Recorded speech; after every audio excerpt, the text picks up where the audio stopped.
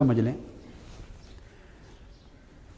بعض لوگ جو تراویح کو 20 نہیں مانتے اور 8 رکعتیں مانتے ہیں، کیا 8 رکعتیں تراویح کی مانتے ہیں اور 20 کو بدعت کہتے ہیں اور کہتے ہیں ثابت نہیں۔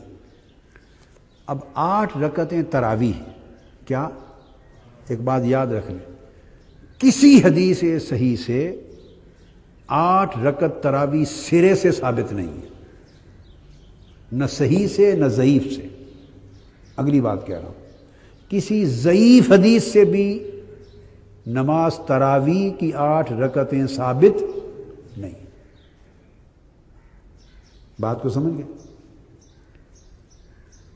اب وہ بنیاد جو بنیادیں ہیں، سب سے بڑی جو ٹھوس دلیل ان کے پاس ہے وہ صحیح بخاری کی ایک حدیث ہے، جس کو امام بخاری کتاب رمضان میں لائے ہیں۔ ماہ رمضان میں تراویح کے ذیل میں قیام لیل رمضان اور تراویح کے باب میں امام بخاری لائے ہیں، باب ہے۔ اور ایک باب جب امام بخاری کوئی باب قائم کرتے ہیں بیٹے، تو اس کا مطلب یہ نہیں ہوتا کہ یہ احکام اور سنن کی کتابوں کی طرح ہر حدیث اب عین فقہ کی کتابوں کی طرح بنوان اس باب کے مطابق نیچے ہوگی، نہیں۔ ان کا ایک نظم تبویب کا الگ ہے، کوئی نسبت مل جائے، کوئی جزئی نسبت مل جائے حدیث کے مضمون کی، لفظ کی نسبت مل جائے، لفظ مل جائے، مضمون مل جائے، حکم مل جائے، اطلاق مل جائے، واقعہ مل جائے، اس کا پس منظر، ورود کا مورد، کوئی مطابقت، کوئی مماثلت، سملیرٹی کسی قسم کی بھی اگر نسبت مل جائے تو وہ اس باب میں لے آتے ہیں، بہت ساری حدیث کو جمع کر دیتے ہیں۔ یہ وجہ ہے کہ ایک حدیث 10 12 بار بھی صحیح بخاری میں آتی، اس حدیث کو یہاں لکھ دیا، اسی حدیث سے ایک اور معنی معلوم ہوتا ہے، وہ اگلے باب میں بھی لکھ دیا، اس سے ایک اور معنی پر اطلاق ہوتا ہے، اگلے باب میں بھی لکھ دیا، تو 12 مرتبہ بھی بعض اوقات ایک حدیث صحیح بخاری شریف میں آتی، 7 مرتبہ آتی۔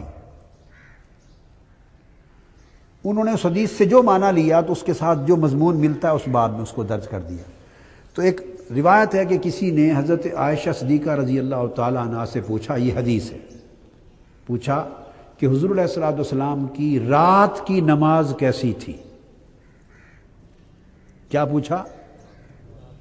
آپ کا قیام اللیل، رات کا قیام کیسا تھا، کتنی نماز پڑھتے تھے، کیسے پڑھتے تھے؟ سوال کرنے نے یہ بات ذہن میں رکھ لے بیٹے، نوٹ لکھ لیں، آپ کو یہ کام آئے گی۔ سوال کرنے والے نے صلاۃ التراویح کا پوچھا ہی نہیں ہے، یہ بات بنیادی۔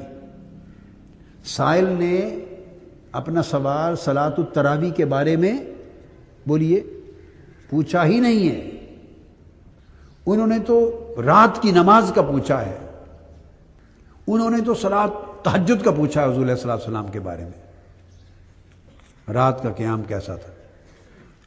تو وہ بیان چلا آ رہا ہے، تو وہ پھر حضور کے تہجد کے لیے انہوں نے پوچھا، سوال یہ کیا، انہ سأل عائشہ رضی اللہ تعالی عنہا کیف کانت صلاۃ رسول اللہ صلی اللہ علیہ وسلم فی رمضان۔ یہ میں آگے آپ کو بتاؤں گا کہ پھر رمضان میں حضور علیہ الصلوۃ والسلام کی نماز کیسے ہوتی تھی، نماز تہجد۔ حضرت عائشہ صدیقہ رضی اللہ، نماز تہجد کیسے معلوم ہوا وہ بتاتا ہوں۔ عائشہ صدیقہ رضی اللہ تعالیٰ عنہ جواب دیتی ہیں، ما کان یزید فی رمضان ولا فی غیرہا علی 11 رکعۃ، کہ رمضان میں بھی اور رمضان کے علاوہ باقی 11 مہینوں میں بھی حضور علیہ الصلوۃ والسلام پورے سال کے کسی مہینے میں بھی 11 رکعتوں سے زیادہ نہیں پڑھتے تھے۔ تو کون سی نماز ہوئی؟ تراویح تو صرف رمضان میں ہوتی ہے، 11 مہینوں میں تو۔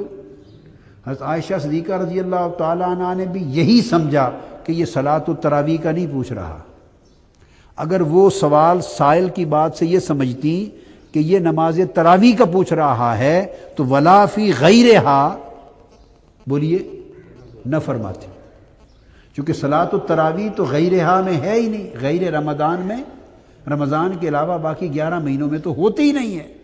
پھر وہ یہ نہ کہتی کہ فی رمضان ولا فی غیرہا، اس کا مطلب ہے وہ ایک ایسی نماز کی رکعتیں بتا رہی ہیں جو نماز رمضان میں بھی راتوں کو پڑھی جاتی ہے اور غیر رمضان باقی 11 مہینوں میں بھی پڑھی جاتی ہے اور وہ صرف صلاۃ التہجد ہے۔ یہ جواب دیا، پھر 4 پڑھتی، پھر 4، اور پھر اس کے بعد آگے وطروں کا ذکر ہے سارا۔ اب یہ جو میں بتانا چاہتا ہوں، امام بخاری نے یہ حدیث، اب حدیث کے متن میں تو سرے سے تراویح کا ذکر ہی نہیں، نہ سوال میں، اور جواب نے تو تصریح کر دی ہے، جواب نے تو تصریح کر دی ہے کہ یہ ہے ہی وہ نماز جو پورا سال پڑھی جاتی ہے، وہ تہجد ہے۔ امام بخاری نے کیا کیا، اب بعض لوگوں نے اس کو تراویح بلا وجہ اس لیے سمجھ لیا کہ امام بخاری نے اس حدیث کو درج کیا ہے کتاب صلاۃ التراویح کے تحت، چونکہ انہوں نے کتاب صلاۃ التراویح کے تحت درج کیا ہے، انہوں نے بلا وجہ اس کو، اس حدیث کا اطلاق نماز تراویح پہ کر دیا، جبکہ سمجھ لیں کہ اس کتاب، اس عنوان کے تحت درج کرنا یہ تو حدیث نہیں ہے، یہ تو امام بخاری کا فہم ہے۔ اور وہ وجہ کیا ہے کہ چونکہ تہجد رمضان میں بھی پڑھی جاتی ہے اور غیر رمضان میں بھی پڑھی جاتی ہے، سوال اسی کا تھا ذہن میں ان کے پوچھنے والے کہ یہ تھا کہ کہیں جب رمضان آ جاتا ہے اور رمضان میں تراویح شروع ہو جاتی ہے تو کیا نماز تراویح کی وجہ سے تہجد ختم تو نہیں کر دیتے تھے؟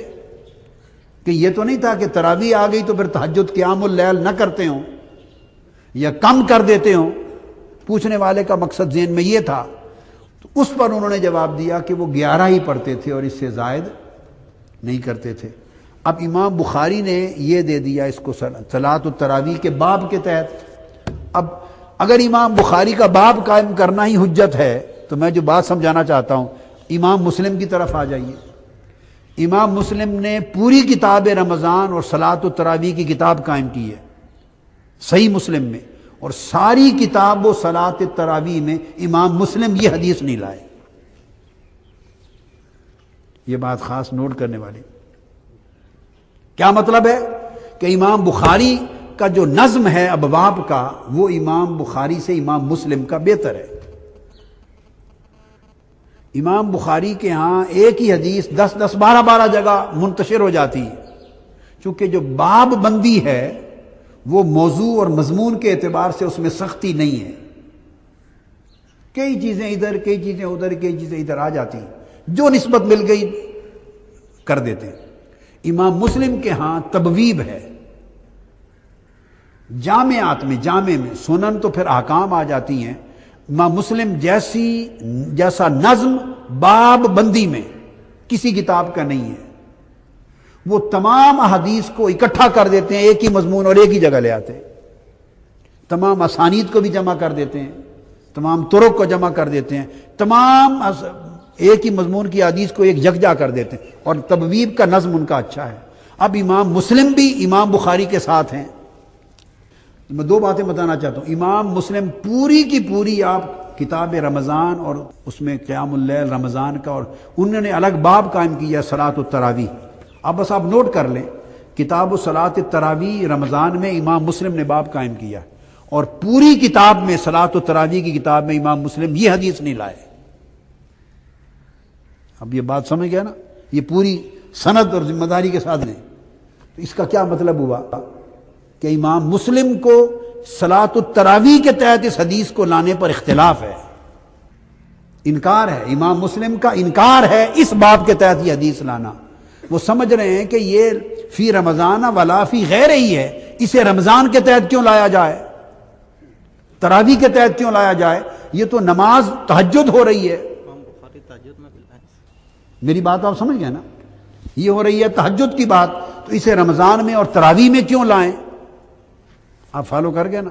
تو پہلی بات، امام مسلم اس کو تراویح کے باب میں اور اس کے کتاب میں یہ حدیث لائے ہی نہیں ہے، تو انہوں نے گویا انکار کر دیا ہے اس باب میں اس حدیث کو لانے سے۔ اب کوئی کہہ سکتا ہے، شاید ہی کوئی کہے گا امام مسلم تک یہ پہنچی نہیں روایت، اس لیے نہیں لائے۔ وہ سن لیں، امام مسلم کے پاس بھی یہ حدیث ہے اپنی روایت کے ساتھ، اپنی سند کے ساتھ، اور امام مسلم اس کو کتاب التہجد میں لائے ہیں، رمضان کو نکال کر ختم کر کے پھر قیام کو لائے ہیں باب صلاۃ اللیل میں، باب صلاۃ اللیل میں، نفلی نمازوں کا جب بیان شروع کیتا ہے نا، باب صلاۃ النافلہ اور قصر الصلاۃ ساری تو کتاب الصلاۃ میں لائے ہیں اور تہجد میں لائے ہیں، وہ کتاب رمضان میں امام مسلم اس کو لائے ہی نہیں ہے۔ یہ باب ہے نمبر 17، باب صلاۃ اللیل و عدد رکعات النبی صلی اللہ علیہ وسلم فی اللیل، رات کی نماز یعنی تہجد کی نماز اور اس کا عدد۔ آپ سمجھ گئے؟ تو امام مسلم نے کیا کیا، پورا اشکال رفع کر دیا۔ جتنی حدیثیں 11 رکعتوں کے پڑھنے کی تھی، امام مسلم نے اس باب میں یہ تہجد کی نماز ہے اور اس کی رکعتیں، ان کو اکٹھا ایک باب میں جمع کر دیا۔ ان عائشہ رضی اللہ تعالی عنہ ان رسول اللہ صلی اللہ علیہ وسلم کان یصلی باللیل 11 رکعتا، یہ پہلی حدیث۔ پھر دوسری حدیث، پھر آگے فرمایا ان عائشہ زوج النبی صلی اللہ علیہ وسلم کان رسول اللہ یصلی الی الفجر 11 رکعتا، دوسری حدیث لے آئے۔ پھر تیسری حدیث ان عائشہ کان رسول اللہ صلی اللہ علیہ وسلم یصلی من اللیل 13 رکعتا، 11 تھی نا، اب جب 13 ہو گئی تو فجر کی 2 رکعتیں یا شامل ہو جاتی ہیں سنتیں، یا تحیۃ الوضو شامل ہو گیا تو وہ 13 بن گئے۔ آپ سمجھ گیا نا بات کو؟ تو یہ 11 رکعتیں تہجد کی وہی نہیں، 8 وہ اور وطر کی اور نفل کی وہ لائیں۔ پھر اس کے بعد اگلی حدیث عن عائشہ اخبرت ان رسول اللہ کان یصلی 13 رکعتا۔ اب یہ تمام حدیثیں جمع کر کے پھر وہ جو حدیث امام بخاری لائے تھے اس کو امام مسلم نے روایت کیا ہے، وہی ان ابی سلمہ بن عبد الرحمن انہ سأل عائشہ رضی اللہ تعالی عنہ کیف کانت صلاۃ رسول اللہ صلی اللہ علیہ وسلم فی رمضان قالت ما کان رسول اللہ صلی اللہ علیہ وسلم یزید فی رمضان ولا فی غیرہ علی 11 رکعتا۔ وہ پھر وہ حدیث لے آئے ہیں تہجد میں رات کی 11 رکعتوں کے تحت، اور اس طرح باقی بھی تمام تہجد کی نمازیں، چونکہ فجر کے ساتھ پھر الا فجر کر کے تو ساری روایات، تو کل احادیث انہوں نے رکعت فجر پھر 2 رکعتیں فجر کی جیسے اشرف بیان کر دی۔ تو تہجد کے باب میں قیام اللیل کے تحت تمام حدیث لائے ہیں۔ تو اب بولیے اگر امام بخاری کا صلاۃ التراویح کے باب میں لانے سے اس حدیث کے مضمون کو تراویح پر اطلاق کرنا حجت بن جاتا ہے، تو امام مسلم نے انکار کر دیا، اس باب میں نہیں لائے اور وہ صلاۃ التہجد میں لائے، اس میں حجت کیوں نہیں بنتا؟ وہ ان کا اجتہاد تھا، یہ امام مسلم کا اجتہاد ہے، اور انہوں نے دلیل میں ساری حدیثیں جمع کر دی ہیں کہ تمام کی تمام حدیثیں غیر از رمضان ہیں، جو رمضان سے متعلق نہیں ہیں، اور وہ ساری حدیثیں جب ایک ہی مضمون کی ہیں تو یہ حدیث اس طرف کیسے چلی جائے گی، اسی مضمون سے متعلق ہے۔ تو آپ نے دیکھا کہ باب اور ہے، باب سے انہوں نے پکڑ لیا، مضمون حدیث کو نہیں دیکھا۔ تو اگر وہ سند ہے تو یہ امام مسلم کی میں نے آپ کو سند دی ہے کہ ایک تو میں نے امام مسلم کا بتایا کہ وہ صلاۃ التراویح میں نہیں لائے، اور دوسرا بتایا کہ قیام اللیل تہجد میں لائے ہیں۔ اب امام بخاری کا آ جائیے، امام بخاری کا اجتہاد بھی وہ صلاۃ التراویح نہیں ہے، امام بخاری نے بھی اس نماز سے مراد صلاۃ التراویح، یہ ان کا بھی اجتہاد نہیں ہے، یہ تو آج کے لوگوں نے خود اجتہاد بنا لیا ہے۔ امام بخاری کا تو ایک انداز ہے، ایک نظم ہے ابواب کا، وہ تو چونکہ رات کی نماز کا پوچھ رہا تھا سائل، اور اس نے پوچھا تھا رمضان میں کیسی پڑھتے تھے، کہ کہیں ایسا تو نہیں کہ ماہ رمضان میں رات کی نماز یعنی تہجد کے معمول اور رکعتوں میں تبدیلی آ جاتی ہو۔ تو چونکہ رمضان کا نام لے لیا سائل نے، تو امام بخاری نے لفظ رمضان کی وجہ سے ادھر ڈال دیا۔ اب اگر امام بخاری اس کو صرف نماز تراویح پر معمول کرتے تو پھر وہیں رکھتے، اب خود امام بخاری اس کو دوسرے مقام پر کتاب التہجد میں بھی لے آئے ہیں۔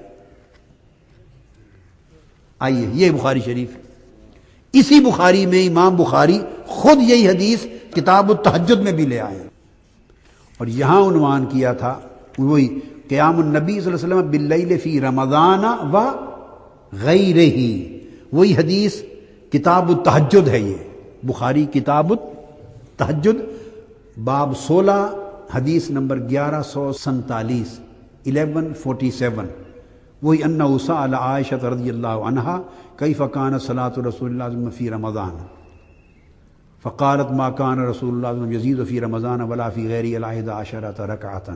میں پوری حدیث اس میں آ گئی۔ تو امام بخاری بھی اس کو کتاب التہجد میں لائے ہیں۔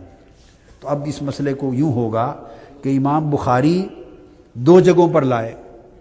امام بخاری اس کو رمضان میں صلاۃ التراویح قیام، وہ بھی قیام اللیل کی وجہ سے ادھر بھی لائے اور کتاب التہجد میں بھی لائے، اور امام مسلم وہاں لانے سے انکار کر دیا، صرف کتاب التہجد میں لائے۔ تو پلڑا کس طرف بڑھ گیا ائمہ حدیث کا؟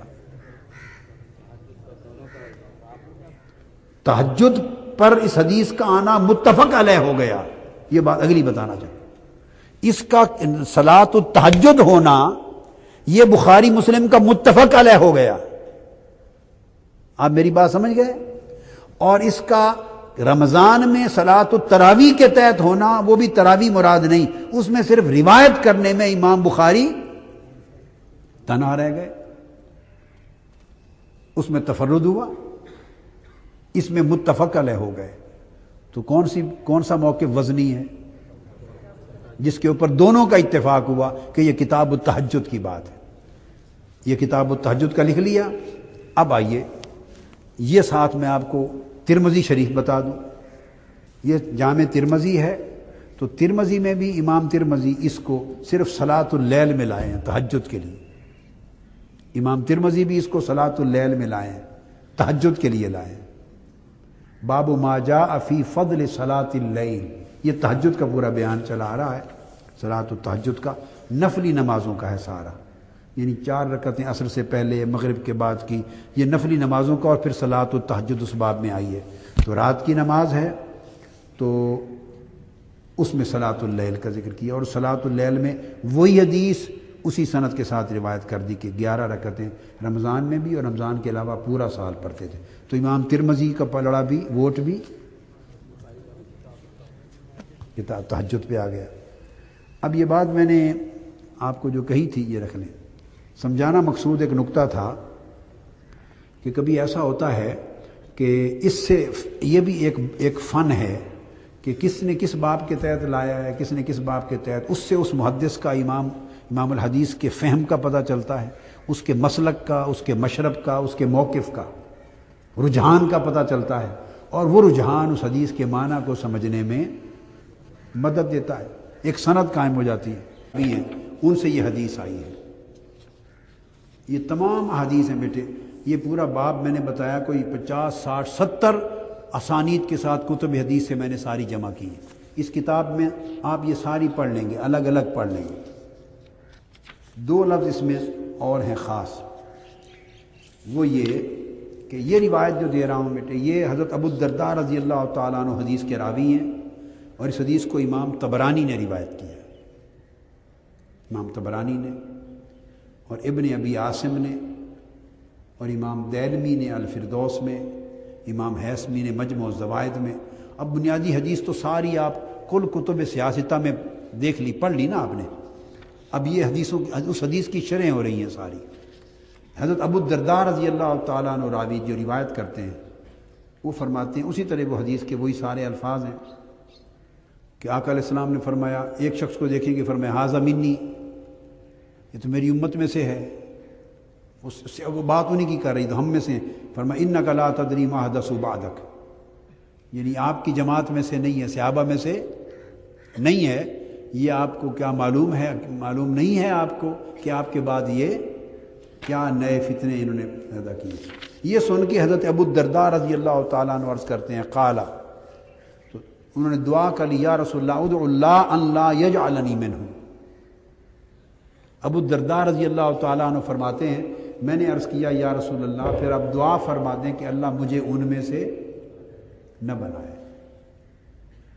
اچھا، یہ فتنے تسلسل سے چلے حدیث میں، اور بلکہ یہ جو بدعہ ہے، پہلی بدعہ ہے، آقا علیہ السلام نے تو یہ بہت بڑے محدثات کا ذکر کر دیا، اور خاص حوالہ سن لیں بیٹے، علامہ ابن تیمیہ بیان کرتے ہیں۔ کون؟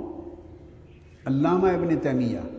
میں نے، آپ نے میرے خطابات میں، دروس میں سنا کہ سب سے پہلی بدعت جو حضور علیہ السلام کی حیات طیبہ میں ہوئی، بدعت کا ظہور آقا علیہ السلام کی حیات طیبہ میں ہو گیا تھا، اور وہ سب سے پہلا مبتدع بدعتی اس کا نام تھا عبداللہ ذوالخویسرہ التمیمی، جو گستاخ رسول تھا۔ تو سب سے بڑی بدعت تاریخ اسلام اور دین اسلام کے لیے حضور کی گستاخی ہے۔ ذوالخویسرہ التمیمی، جس نے حضور سے کہا تھا عدل کریں، یہ اللہ سے ڈریں، اتق اللہ، اللہ سے ڈریں، تو آقا علیہ السلام نے فرمایا اس کو دیکھ لیں، اس کی داڑھی بھی دیکھ لو، اس کا سر بھی دیکھ لو، اس کا چہرہ بھی دیکھ لو، اس کی تہ بند بھی دیکھ لو، پورا کا پورا دین اور شریعت بنا ہوا ہے سر سے لے کے پاؤں تک، مگر ان من دئدئہ ھذا، اس کی نس پشت میں سے قوم نکلے گی، یخرجون من الدین کما یخرج السہم من الرمیہ، جیسے تیر شکار سے نکل جاتا ہے دین سے خارج ہو جائیں گے یہ لوگ۔ یہ معروف حدیث ہے ذوالخویسرہ تمیمی کی۔ اب میں مطالعہ کر رہا تھا، یہ تو میرا ایک فہم تھا اور میرا ایک استدراک تھا، ایک اجتہاد تھا کہ میں نے ہمیشہ یہ کہا اور یہ سمجھا کہ سب سے پہلا ظہور، اور اس کا وجہ یہ تھی، سب سے بڑی بدعت جب امت میں آگے چلی، جب بدعت گروہ بنی، تو سب سے پہلے بدعتیوں کا گروہ، کل تابعین، تبع تابعین، ائمہ محدثین کا اس بات پر اتفاق اور اجماع ہے کہ سب سے پہلی جماعت بدعتیوں کی خوارج کی جماعت ہے۔ اور خوارج کا بانی، فکری بانی کیا، اور نظریاتی بانی اور اعتقادی بانی خوارج کا وہ ذوالخویسرہ تمیمی ہے۔ خوارج کا فکر، نظریہ اور عقیدہ، اس کی بنیاد ذوالخویسرہ تمیمی نے رکھی۔ اس لیے یہ جو بدعت ہے، فکری اور اعتقادی بدعت، اس کا بانی ذوالخویسرہ تمیمی تھا۔ یہ تھا میرا ایک اجتہاد تھا، استدراک تھا، ایک فہم تھا، استفہام تھا، سمجھا کہ علامہ ابن تیمیہ نے لکھا ہے مجموع الفتاویٰ میں کہ سب سے پہلی بدعت جو ظاہر ہوئی اور جس پر کلام کیا گیا، وہ پہلی بدعت ذوالخویسرہ تمیمی ہے۔ اور اس نے کہا یہ جو حدیث ذوالخویسرہ تمیمی ہے، یہ پہلی بدعت کا ظہور تھا حیات محمدی میں۔ مجموع الفتاویٰ جلد 28 صفحہ 77، پھر مجموع الفتاویٰ جلد 7 صفحہ 479 481، پھر ابن تیمیہ کی مجموع الفتاویٰ جلد 3 صفحہ 279، پھر مجموع الفتاویٰ ابن تیمیہ جلد 12 صفحہ 470، مجموع الفتاویٰ ابن تیمیہ جلد 28 صفحہ 476 490۔ علامہ تیمیہ نے لکھا کہ سب سے پہلی بدعت جو ظاہر ہوئی فی قصۃ ذوالخویسرہ التمیمی، اور پھر اس کے بعد لکھتے ہیں کہ سب سے پہلا بدعتی گروہ من اہل البدع، اول بدعتیوں کا گروہ ہم الخوارج الحروریہ۔ علامہ ابن تیمیہ، مگر الخوارج الحروریہ علامہ ابن تیمیہ نے لکھا کہ سب سے پہلے جو اول صنف من اہل البدع ہم الخوارج الحروریہ، بدعتیوں کا پہلا گروہ خوارج ہے۔ علامہ ابن تیمیہ مجموع الفتاویٰ جلد 28 صفحہ 476، 28 صفحہ 476، یہ خوارج اور حروریہ ہے۔ وہ کہتے ہیں سب سے پہلے بدعتیوں کی جماعت ہی ہے، تو ان سے کون ملتا ہے؟ ان سے کس کی مشابہت ہے، کس کی مماثلت ہے؟ خیالات، طبیعتیں، مزاج، فتوے، عقیدے، ساری کون ملتا ہے، کون نہیں ملتا؟ ہمارا تو کوئی دور نزدیک کی بھی مماثلت نہیں ہے ہمارے سے، نہ مزاج ان جیسا، نہ طبیعتیں ان جیسی، نہ عقیدے ان جیسے، نہ فتوے ان جیسے، نہ خیالات ان جیسے، نہ طور طریقے ان جیسے۔ تو علامہ ابن تیمیہ کہتے ہیں کہ پہلا گروہ بدعتیوں کا، اہل البدع کا، اول صنف خوارج الحروریہ ہے۔ اور پھر وہ مجموع الفتاویٰ جلد 13 صفحہ 49 میں بھی لکھتے ہیں کہ بدعات کی ابتدا بھی خوارج سے ہوئی، اور اول ظہور جو بدعت کا حضور کے زمانے میں ذوالخویسرہ تمیمی سے ہوا۔ تو اول وہ کیا تھی؟ وہ حضور کی گستاخی تھی، آقا علیہ السلام کی۔ تو بیٹے اصل بدعت سب سے بڑی آقا علیہ السلام کی گستاخی ہے، اور اس کا بانی ذوالخویسرہ تمیمی۔ اب پلٹ کے ادھر ہی آ جائیں، وہ جو میں بتا رہا ہوں خاص تو حضرت ابو الدرداء، تو یہ وہاں سے شروع ہوئی بدعات۔ پھر اس کے بعد بدعات کے بڑے جو فتنے پیدا ہوئے وہ سیدنا صدیق اکبر کے زمانے میں، پھر عبداللہ بن سبا کا فتنہ سیدنا عثمان غنی کے دور میں، پھر بدعات کا بڑا عروج اور ہوا، اور پھر خوارج کی جو بدعات ہیں وہ سیدنا مولا علی المرتضیٰ کے دور میں جب براہ راست وہ ٹکرائے، اور پھر وہ صفین کی جنگ سے نکل کے تو ہرورا ایک جگہ ہے عراق کی سرزمین کی سرحد پر، تو اس طرف جا کے انہوں نے ہیڈ کوارٹر اور مرکز بنایا۔ اور خوارج کی پہچان یہ تھی کہ انہوں نے وہاں جا کے خطبہ دیا، جب امیر مقرر کیا اور جماعت بنائی ہرورا، وہاں سے الحروریہ، تو جب وہاں جا کے تقریر کی اور اپنی جماعت اور جتھا بنایا، تو سیدنا مولا علی المرتضیٰ اور ان کے لوگ، چونکہ کوفہ میں ان کا ہیڈ کوارٹر تھا، ان کو کہا کہ ان کے یہ بدعتی ہو گئے ہیں۔ تو بدعتیوں کی پہچان یہ ہے کہ وہ دوسروں کو بدعتی کہیں۔ انہوں نے خطاب کیا اور دو چیزیں بیان کی، کیا؟ ایک ان کے اوپر شرک کی تہمت لگائی اور ایک بدعت کی تہمت لگائی مولا علی اور مرتضیٰ پر، کہ بدعتوں کا ظہور ہو گیا ہے اس شہر میں، لہذا اب یہاں رہنا حرام ہے، چھوڑ چلو، یہاں بدعتوں کا ظہور ہو گیا ہے۔ اور ان الحکم الا للہ کا عمل چھوڑ کے حکم بنا کر مشرک ہو گئے ہیں۔ تو بدعتیوں نے پہلے 3 نعرے لگائے تھے بیٹے، نعرہ اللہ کے سوا کوئی حاکم نہیں، اور مولا علی المرتضیٰ اور ان کے لوگ مشرک ہو گئے ہیں اور بدعتی ہو گئے۔ ان حکم الا للہ یہ نعرہ توحید تھا، تو زور سارا توحید پر، اور مولا علی المرتضیٰ اور امت مسلمہ کو مشرک اور بدعتی، یہ 3 ان کے سمبل تھے۔ اب جو امت مسلمہ توحید کا زور دے اور امت مسلمہ کو مشرک کہے اور بدعتی کہے، وہ دراصل حقیقت میں البدع ہے، وہ بدعتی ہے۔ یہ تو ہے حدیث پاک کی روشنی میں۔ تو میں بتا رہا تھا، ابو الدرداء فرماتے ہیں جب یہ حدیث سنی تو میں نے عرض کیا یا رسول اللہ دعا کر لیں اللہ یجعلنی منہم، کہ اللہ تعالیٰ مجھے ان میں شامل نہ کرے، ان بدعتیوں میں، احدثوں میں، مرتدین میں شامل نہ کرے۔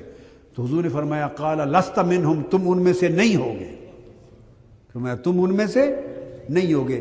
آگے امام طبرانی روایت کرتے ہیں فمات قبل عثمان بسنتین، وہ سیدنا عثمان غنی کی شہادت سے 2 سال پہلے وفات پا گئے۔ تو امام طبرانی سے مراد کیا ہوا؟ ان کے نزدیک وہ جو فتنہ اٹھا سیدنا عثمان غنی کے خلاف، وہ فتنہ بدعت تھا، وہ احداث فی الدین تھا، وہ خارجیوں کا فتنہ تھا۔ اب الخوارج اس دور میں وہ بنیاد بنی، منظم ہوئے ہیں، اور پھر وہ منظم ہوتے ہوتے سیدنا مولا علی شیر خدا کے دور میں انہوں نے جا کے پھر ایک باقاعدہ صفین کی جنگ کے بعد جماعت کا اعلان کر دیا۔ تو سیدنا عثمان غنی سے 2 سال پہلے وفات پا گئے۔ تو یہ تعین ہو گیا، پھر زمانے کا بھی تعین ہو گیا۔ اور ایک میں نے آپ کو جو صحیح بخاری کا ریفرنس دے دیا کہ سیدنا صدیق اکبر کے دور میں جو مرتد ہوئے، مراد یہ ہیں۔ اور ایک آقا علیہ الصلوۃ والسلام کی حدیث اس باب میں اور ہے، وہ بڑی اہم ہے، جس میں وہ جو میں بیان کر رہا تھا نا کہ کس پائے کا فتنہ ہو، فتنہ ارتداد کی سطح کا ہو تو وہ محدثہ بنتا ہے۔ میں نے کہا نا کہ ارتداد کی سطح یعنی دین کی حالت بدل جائے، دین کی شکل اور حیت بدل جائے، اور سب سے صاف ظاہر ہے دین کی شکل اور حیت تبھی بدلتی ہے کہ جب مبادیات دین کا انکار ہو جائے، ضروریات دین کا یا انکار ہو جائے، یا کمی کر دی جائے، یا اضافہ کر دیا جائے، یا وہی کتاب، قرآن، ارکان دین، نماز، روزہ، حج، زکوٰۃ، نبوت، رسالت، کتاب، ان جیسی کوئی نئی چیزیں کھڑی کر دی جائیں معاذ اللہ۔ یہ سارے اشارے اس امر کی طرف تھے۔ اس کے لیے حدیث بیٹے بخاری، صحیح بخاری کتاب الرقاق باب فی الحوض، اور صحیح مسلم کتاب الفضائل باب و اثبات الحوض، اور باقی اور بہت ساری کتب حدیث میں، وہ کہ یہ جو محدثہ، کل محدثۃ بدعۃ وکل بدعۃ ضلالہ، یہ جو احداث ہے انک لا تدری ما احدثوا بعدک، یہ احداث سے مراد کس درجہ کا فتنہ ہے؟ وہاں تو مرتدین کا لفظ آپ نے پڑھ لیا، وہ تمام کتب حدیث اس سے معمور ہیں مرتدین کے ساتھ ترد، اور یہاں آقا علیہ السلام نے اپنی زبان مبارک کے ساتھ ایک اور کہا، وہ لفظ فرمایا انک لا تدری ما احدثوا بعدک، جب کہا جائے گا کہ کیا آپ نہیں جانتے کہ آپ کے بعد انہوں نے کیا احداث کیے ہیں، تو فاقول، میں کہوں گا سحقن سحقن لمن غیر بعدی، یہ لفظ ہیں دوسرے، دور لے جاؤ اس کو، دور لے جاؤ اس شخص کو میں دور ہو گیا اس کی میں دوری ہو، اس کی کوئی میں ذمہ دار اور اپنائیت نہیں۔ کس سے؟ لمن غیر بعدی، جس نے میرے بعد دین بدل دیا۔ تو احداث کی دوسری تعریف آ گئی، احدثوا بعدک۔ اس کا معنی جو آقا علیہ السلام نے بیان کیا وہ کیا؟ وغیر بعدی، اس نے میرے بعد دین کو بدل دیا ہے۔ تو گویا معین ہو گیا معنی احداث فی الدین کا مطلب ہے تغییر فی الدین، دین کو بدل دینا، اور اسی سے مرتد ہوتا ہے آدمی۔ یہ صحیح بخاری کی جو میں نے آپ کو حدیث کوٹ کی بیٹے، اس کی ابو سعید خدری رضی اللہ تعالیٰ عنہ راوی ہیں۔ تو پھر فرماتے ہیں کہ میں پہلے کہوں گا فقول انہ منی، یہ لوگ میری جماعت میں سے ہیں، تو کہا جائے گا فیقال انک لا تدری ما احدثوا بعدک، انہوں نے احداث کیا آپ کے بعد، یہ محدثات کے ذمہ دار، محدثات کے بانی ہیں، یہ نہیں ہے۔ فقول سحقا سحقا لمن غیر بعدی، دوری ہو ان کو، دوری ہو، دور کر دیں ان کو مجھ سے، کیونکہ انہوں نے میرے دین کو بدل دیا۔ اب سمجھے، من احدث فی امرنا ھذا ما لیس فی او ما لیس منہ فلیس منی یا فہو رد۔ وہ مطلب ہے کہ جس نے ہمارے دین کو بدل دیا، بئی معنی کہ ضروریات دین میں کمی کر دی، بیشی کر دی، نئے مبادیات دین داخل کر دیے، اور دین کی حیت بدل دی، دین کے اصول بدل ڈالے، بنیاد بدل دی، دین کی شکل بدل دی، اس کو کہتے ہیں کہ فہی محدثۃ، وکل محدثۃ بدعۃ وکل بدعۃ ضلالہ۔ اور اس کا درجہ دین میں یہ ہے کہ یہ غیر آبادی، دین کی تغییر ہے، اور اس کا حکم مرتدین کا ہے۔ اور سو ایسے مرتدین کے لیے یہی فرمان تھا کہ وکل ضلالۃ فی النار، یہ دوزخ میں ہے۔ یہ آج بیٹے میں نے بس تھوڑا خلاصہ کر کے، اب اس کی احادیث بیٹے بہت ساری پڑھ لیں گے، بڑی کثرت کے ساتھ، پوری تفصیل کے ساتھ میں نے دے دی ہیں ساری۔